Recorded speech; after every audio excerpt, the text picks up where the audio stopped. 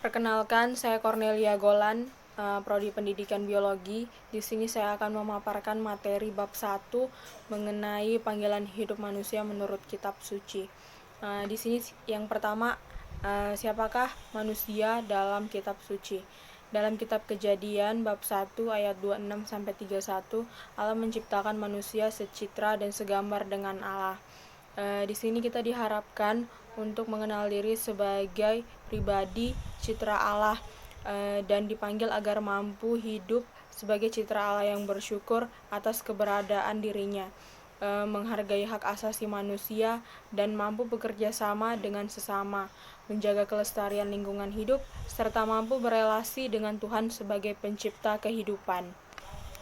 Poin yang kedua ada proses pengamatan atau studi kasus. Di sini ada sebuah cerita, nanti bisa teman-teman baca. Dari cerita ini saya mengambil kesimpulan bahwa dalam kehidupan kita sehari-hari kita dituntut dapat menanamkan sikap yang bijak dalam mengambil sebuah keputusan. Kita harus memikirkan apa yang paling penting buat kita, dan kita juga harus belajar untuk melakukan tindakan yang cepat dan tepat, karena kita tidak tahu apakah kehidupan yang kita jalani ini dapat kita jalani dengan baik sesuai dengan keinginan kita. Poin yang ketiga ada mengapa manusia diciptakan menurut gambar dan rupa Allah. Kitab Kejadian menuliskan kisah penciptaan yang menekankan bagaimana Allah menempatkan manusia sebagai ciptaannya yang khusus. Manusia disebut sebagai gambar Allah yang mewakili Allah di dunia. Artinya, keberadaan manusia menunjukkan bahwa Allah ada. Manusia menjadi sangat penting dan berarti karena segala sesuatu yang ada di dunia ini harus diarahkan kepada manusia sebagai pusat dan puncaknya. Kitab Kejadian melukiskan tentang penciptaan dan memberikan kepada manusia tempat mulia dalam alam semesta.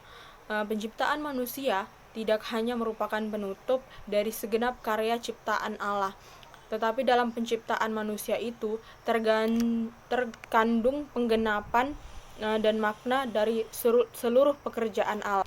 Manusia diperintahkan memenuhi bumi dan menaklukkannya, dan manusia berkuasa atas semua makhluk yang ada di bumi ini. Poin yang keempat ada menalar, menggali argumentasi pemahaman dan hakikat manusia sebagai citra Allah. Di sini dibagi menjadi 3 poin utama, yaitu yang pertama ada martabat manusia sebagai citra Allah, yang kedua martabat manusia sebagai anak Allah, yang ketiga ada martabat manusia sebagai pribadi yang sosial. Kita akan membahasnya satu persatu. Yang pertama ada martabat manusia sebagai citra Allah. Manusia diciptakan oleh Allah Sang Pencipta pada hari ke-6 dengan bersabda dan bertindak. Dalam kisah penciptaan itu, manusia diciptakan dalam proses yang terakhir setelah semua yang ada di bumi ini atau di semesta ini diciptakan oleh Allah. Poin yang kedua, martabat manusia sebagai anak Allah. Manusia sebagai ciptaannya yang mempunyai citra dan rupa Allah, mempunyai tujuan yang diberikan oleh Allah sendiri. Tujuan hidup manusia sangat mempengaruhi martabat manusia. Yang ketiga, martabat manusia sebagai pribadi sosial. Manusia tidak ada yang hidup sendirian. Artinya, manusia sadar akan dirinya bersama dengan orang lain. Karena manusia itu diciptakan untuk dapat berelasi dan bersekutu dengan orang lain. Poin yang terakhir atau yang kelima, mengkomunikasikan panggilan dan tugas perutusan manusia sebagai citra Allah. Setiap manusia sebenarnya diberi tugas dan tanggung jawab sosial.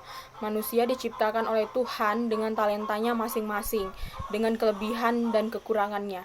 Contohnya tuh seperti ada orang yang diciptakan dengan otak yang cerdas, maka ia menjadi ilmuwan dan lain-lain. Semua itu dimaksudkan agar manusia saling melengkapi, bekerja sama dan saling membutuhkan satu dengan yang. Jika konsep hidup adalah rahmat, panggilan, dan perutusan, ini kita padukan dengan konsep tanggung jawab sosial, maka kita akan menyadari bahwa setiap manusia yang terlahir ke dunia ini diciptakan dengan berbagai talenta. Tuhan memberikan kebebasan untuk kita. Jika kita tidak menggunakannya dengan baik, maka talenta yang sudah diberikan itu tidak akan optimal digunakan, bahkan bisa jadi tersia-siakan, dan bisa jadi menjadi tempat yang seharusnya diisi tetapi tetap kosong. Tindakan seperti ini bisa mengganggu perkembangan dan peradaban manusia.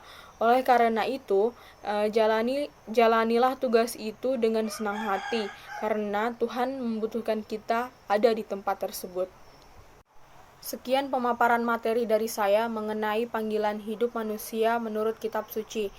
Saya mohon maaf apabila ada salah kata, lebih dan kurangnya saya ucapkan terima kasih.